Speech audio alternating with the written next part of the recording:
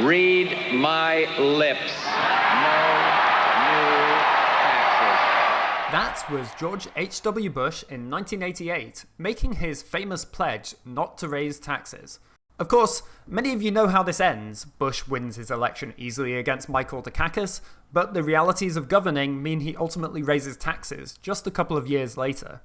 In Britain, we saw the Liberal Democrats Nick Clegg go from saying, "I believe it's time for promises to be kept," to breaking his key promise not to raise tuition fees and releasing an early example of a YouTube apology video. "And for that I am sorry." So all of this would lead you to think that politicians are bad at keeping promises, right? Well, political scientists don't think so.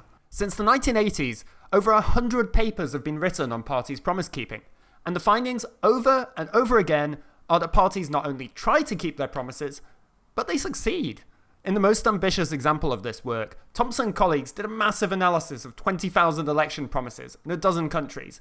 They find high rates of promise keeping, and Britain's actually at the top of the table. In fact, this result is so ubiquitous that there are political science papers, and even books, asking why voters don't give parties more credit for fulfilling their promises. Tracking parties' promises isn't just an exercise for academics, though.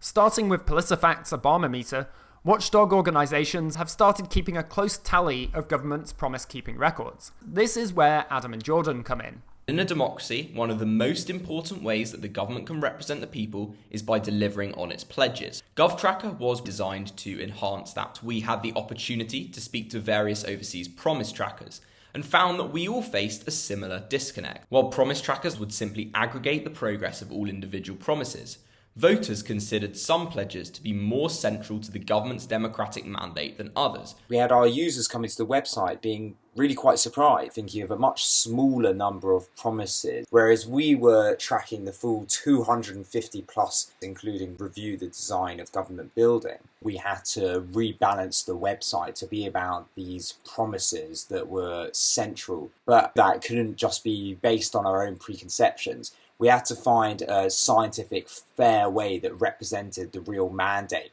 And that was when Adam and Jordan reached out to me and Chris Prosser to ask how to deal with this problem.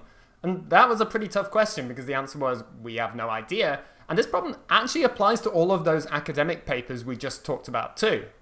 So that's the problem our new paper, just published in Political Studies, tries to address. How should we weigh up these different promises? But before we can answer that, we're going to need to do just a little bit of philosophy. So the main theory of why it's important for parties to keep their promises is promissory representation. Voters don't get to directly make policies because the House of Commons only seats 650 people, and most people have better things to do than sit around all day and make laws. Instead, voters get a say in how they are governed by choosing parties. So it's really important that a party is honest in telling voters what it will do if it gets into government. If a party isn't honest, voters just don't have the tools to make a real choice. And that's about as far as the idea of promissory representation has traditionally gone, and it's a good argument for why fulfilling promises is important. But even the most successful government isn't going to complete every promise, and it's therefore important for voters to know where the government's going to put its effort. We think that parties communicate not only what their promises are, but also what promises they are prioritising. To take an example, I'm willing to bet some of you have forgotten that the Conservatives promised to spend £350 million on bike lanes. But I bet you didn't forget about this promise. That's not just a cheesy publicity stunt, although it is.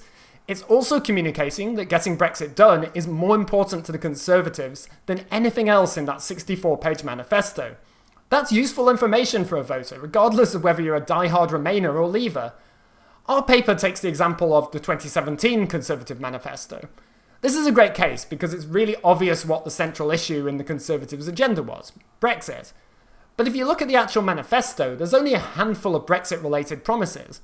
So the standard approach to promise tracking would say the Conservatives' agenda was barely about Brexit, but common sense clearly says it was.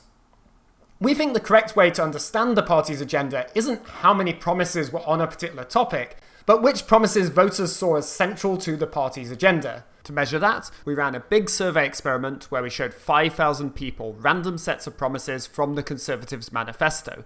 Each person saw a screen like this, and they were asked to weigh up how central each of these bundles of policies were to the Conservatives' offering at the 2017 election. We then get back all of the data, run it through some statistical models that just basically ask the question, if you see a bundle with a particular promise, how much higher or lower than average do you rate that bundle on the 0 to 10 scale? Once we have that, we do a little more maths, and then we have a set of promise weights that capture what voters thought the Conservatives' agenda was all about. Each of these circles represents a promise made in the Conservatives' 2017 manifesto. When we add them up, 69% are fulfilled, a pretty decent performance. But this way of assessing the government's record means that May's failure to fulfill her promise to leave the EU is completely made up for by completing a promise to monitor the UK's geography, or create a conservation area. Once we apply our priority weights, though, the picture changes a lot. Now the EU promises vastly outweigh those minor promises, and when we judge the government's record using our approach, the broken promises outweigh the fulfilled ones. Now, a big bit of this story is obviously May's failure on Brexit, but she's also losing marks for failing to cut immigration and failing to balance the budget. So what's the answer to the video title? Do politicians keep their promises? Well, yes, technically, but at least in this case, not the ones anyone was thinking about when they voted them into office. And what about in other countries and other elections? Well, this is the first time anyone's tried this technique, so we just don't know yet. Thank you to the Habs Foundation and Full Fact for funding the Promises survey, and for the ESRC's funding of the British election study. This is the first video I've tried like this, and I'd be really interested to know if you want to see more. Till next time.